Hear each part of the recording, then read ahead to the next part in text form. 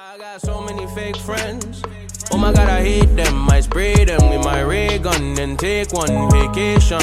I got so many fake friends. Oh my god, I hate them. I spray them with my ray gun and take one vacation. Escape them. Hello, ladies and gentlemen.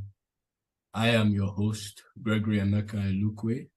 I am a development analyst, and I am here with Francis Aubee. He is a development economist from the Gambia, and he is working for the Organization of Southern Cooperation in Addis Ababa. This is a friend of mine, a close personal friend, and I'm very happy to have this interview happening today, morning, afternoon, evening, wherever you are in the world. So just sit back, relax, and enjoy some good conversation. Francis, how are you doing, bro?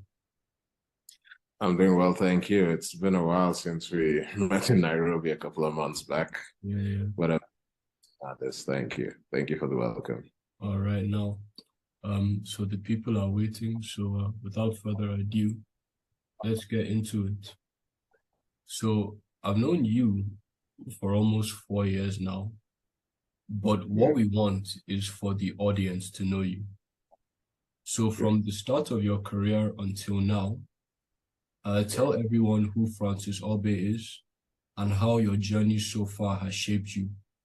There's things I could say, but I didn't want to spoil some of the details. So go ahead and tell us those yourself.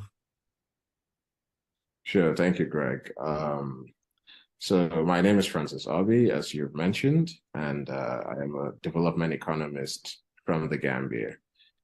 Part of my journey has been moving around a couple of countries. I've lived and schooled in Nigeria, then I've lived in Washington. In Washington, I did my undergrad in economics and politics, and that's my undergrad. After which I worked briefly for the Atlantic Council in Washington, D.C., in the Global Business and Economics Program team, which is now, I believe, the Geoeconomics department. And from there on, I moved from Washington to London. So London, that's where we met, of course, at King's College London, where I did my master's. My master's is in development economics, and the full title is Emerging Economies and Inclusive Development, which essentially is development economics, international development. And I believe we had great times there, even though, of course, COVID did halt a lot of our experience at King's, but nonetheless, I think it was a great experience. I think we had a great time together, and just the cohort that was. Even when we met last year at the graduation, I think it was an amazing time. Post King's, I worked briefly for an NGO in the UK called McAndrew Leadership, where I was working on corporate social responsibility, CSR related work. Then I worked for the World Bank. I worked for the World Bank as a consultant. I was a consultant there for a period of time, working on the transition of LIBOR, which is the London Interbank overnight rate, and its transition to the SOFR system, which is the current system being used with regards to lending. And from the World Bank, I've also been a non-resident researcher for a think tank in the UAE, where I do a lot of research. And my most recent paper is on climate adaptation in Africa. And now at the moment, I'm in Addis Ababa, Ethiopia, where I'm working as an investment analyst for the Organization of Southern Cooperation. So that's just a synopsis of my journey and background up to this point. Thanks. Man, that's very good.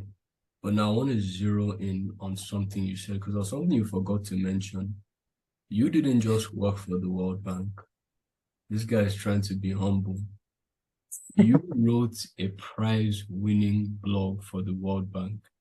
You were the Gambia Blog for Development Prize winner. So go into some details about that now. Oh, yes. So I was the World Bank Blog for Dev winner. And essentially, I was for 2021. So essentially, it was an open competition by the World Bank, specifically looking at how economies, specifically in Sub-Saharan Africa, could rebuild post-COVID. And so I wrote practical steps that I believe the Gambian government, civil society, organizations in the Gambia, as well as youth in the Gambia, could collaborate together to build a resilient post-COVID Gambian economy, and not just for post-COVID, but post-external shocks, basically. And I emerged the winner. And truth be told, the time I wrote it and the time I found out was quite far apart. So I remember receiving the email and I had to go through the list twice just to confirm that it's actually my name, because it was quite a while between the time I wrote it and when I received the email saying, oh, I was the winner. And it turned out that when I picked up my award, I happened to be the first and only Gambian winner at this point. So it's definitely an honor. I feel really honored, to be a winner for my country. However, I hope that others can emerge as subsequent winners. That way, I'm just not the only one for a long period of time. But yes, it's definitely, I think, it was something that was timely, that was relevant and very pertinent to what the Gambia was going through. And you would say probably what other African countries were going through at the time. However, this is specifically solutions tailored for the Gambia, which is what I wrote about and emerged as the winner. No, that is very remarkable. But we want to go into details about the more technical, research-oriented aspect of it, specifically what the essay was about, the blog, sorry. Now, this blog was titled, Building a More Inclusive and Resilient Gambia from the Grassroots. And it was about the government and civil society organizations, essentially helping the youth in Gambia. Now, can you go into more details about the technical aspects of that essay, specifically the 5 steps, I believe it was, that you had recommended for the building of strengths, skills, resources, and time, and how these could be created to improve the productive ecosystem of the Gambia? Yeah, thank you for that. I think for development to be meaningful, I think it has to be inclusive. I think it has to bring together different stakeholders. And that is essentially what I was referencing to. So when I say the strengths is that Gambian youth are very talented. There are lots of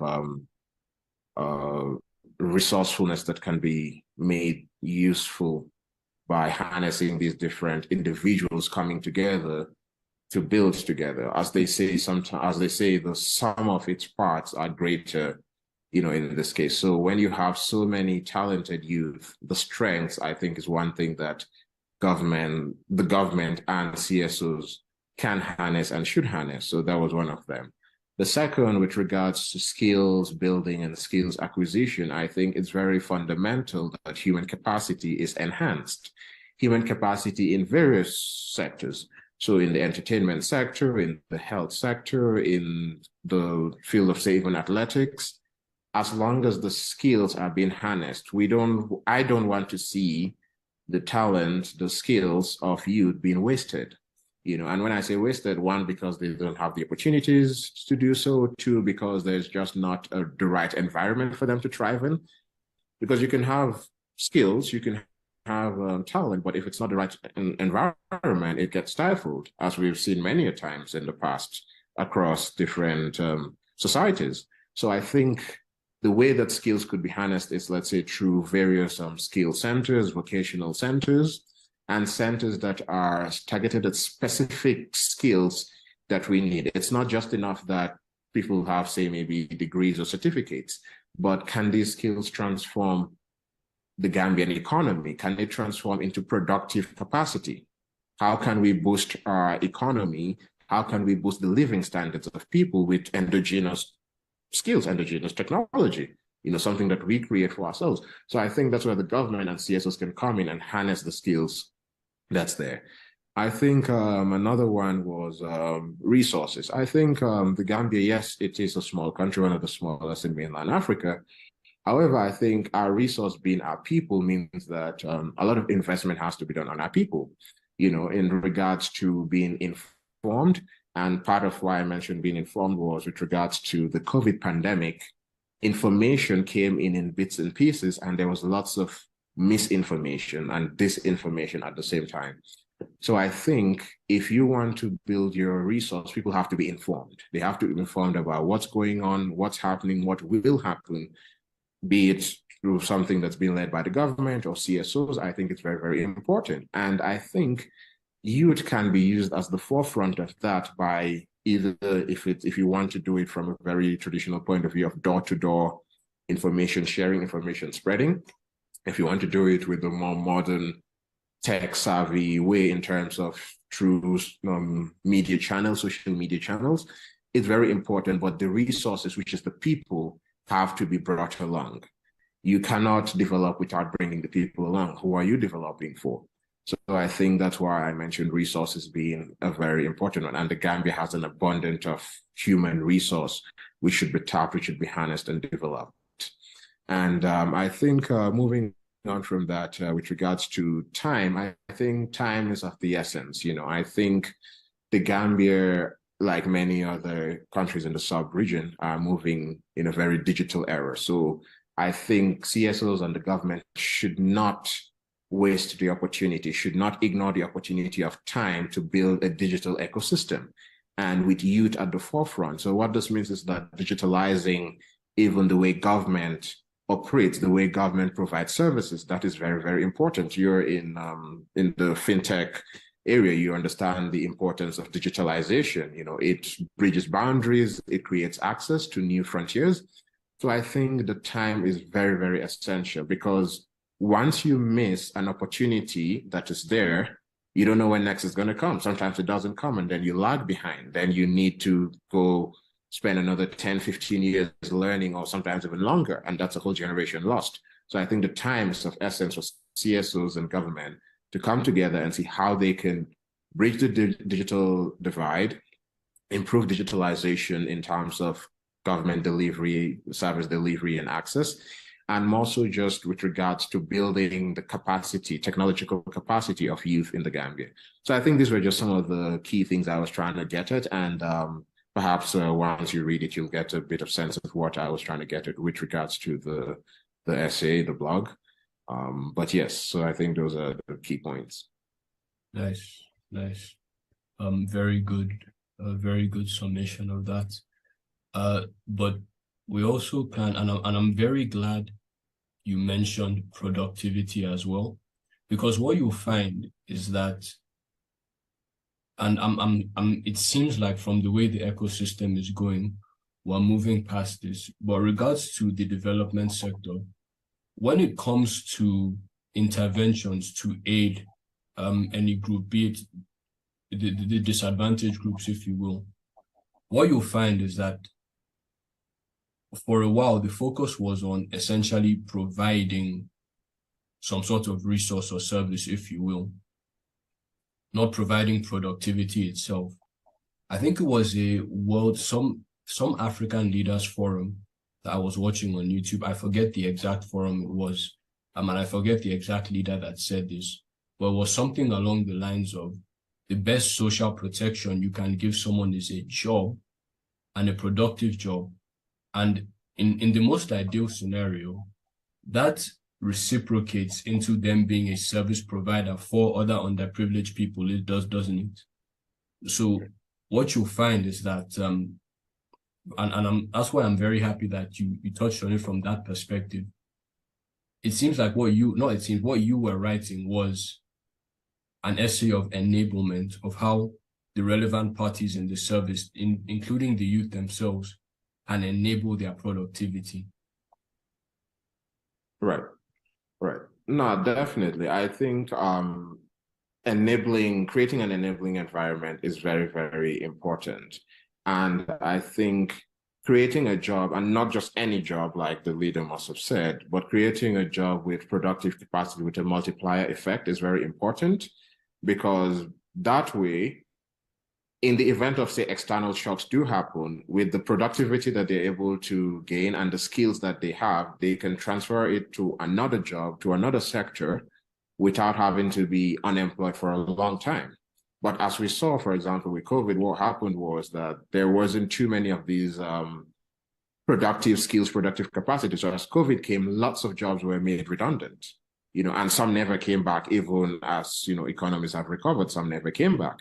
So I think it is very, very important to create an enabling environment, and then enable the people through, your human capacity with those resources, with those skills and the ability. That way, whether it's cyclical unemployment, seasonal unemployment, whatever it is, they're able to bounce back quickly. That way you don't see a case where there's a prolonged contraction in economic productivity or economic activities, which typically leads to recession.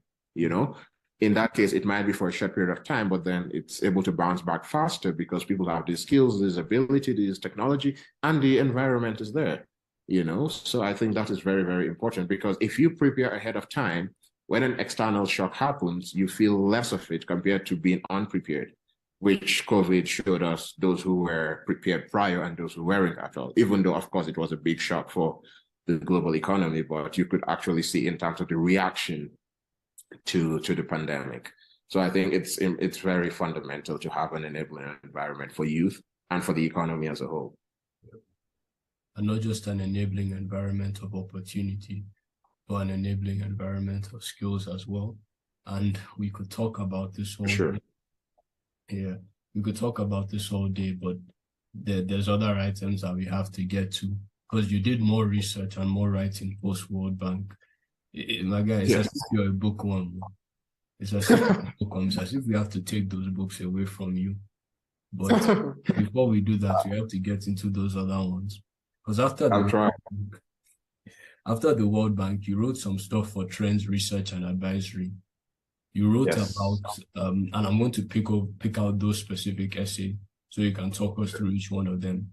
So you wrote about analyzing inequality trends in Africa and around the world.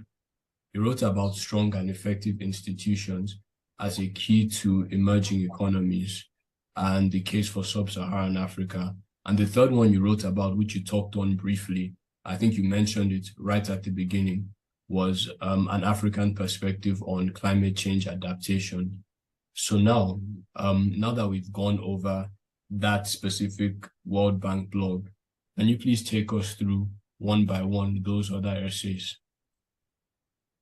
Sure. So I think the first one, analyzing inequality trends across Africa, is essentially looking at poverty and inequality in Africa. And specifically because poverty and inequality are tied, there you have high poverty, inequality also grows, and then you have a few rich people in a country, and then you have lots of majority of the people in poverty. And that is very problematic because, one, purchasing power means that it's diminishing. If you have more than, say, 50, 60, 70% of your population in poverty, that is very problematic. And the second aspect being that there are levels to poverty, as ridiculous as it might sound. There are levels to it in the sense that you've got multidimensional poverty. So this is poverty beyond just the financial aspects of it. So you're looking at people who do not have access to water, to electricity, access to education, access to proper sanitation, and a couple of other things. I think the Multidimensional Poverty Index, MPI, I think measures about 10 things that it considers as multidimensional poverty. And so what you see is that in some cases, someone might be poor in one aspect, but not so poor in another. In other cases, you see people are poor in all aspects, in all categories. So in that case, it's not even enough to say, okay, we'll give them a monthly sum of money and that would solve them. No, it doesn't solve them, because they still need access to these various things I mentioned. So that, I feel as though, was one thing the paper highlighted with regards to that.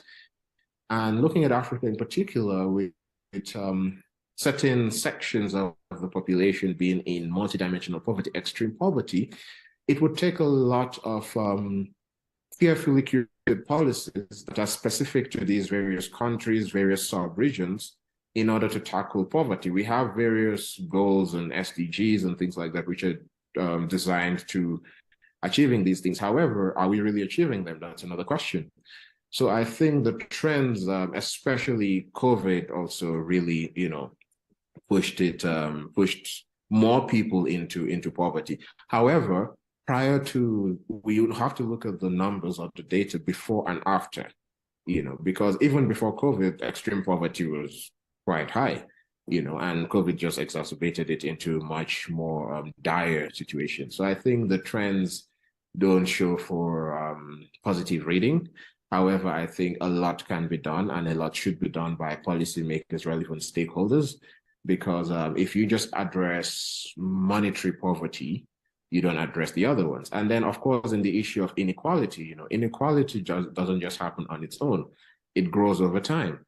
And when, certain stakeholders, certain veto players in the economy contain and control a huge number of the funds, control the country's wealth, and decide not to do the right thing with it, you see that it concentrates only at the top. And then nothing even trickles down.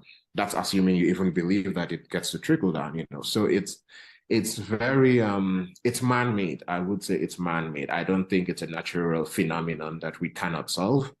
I believe it is man-made due to the inactions, and policies of various stakeholders, policymakers, and people in positions of power who should act in a certain way, but choose not to act. And we also do know that poverty can be weaponized. Poverty can be weaponized within groups, within regions, and even if you go into, let's say, religion and culture, poverty can be weaponized, one group against the other, marginalization, where you choose to pull back from one region just so that another region benefits because maybe they belong to a similar ethnic group, or maybe they voted for you as opposed to another.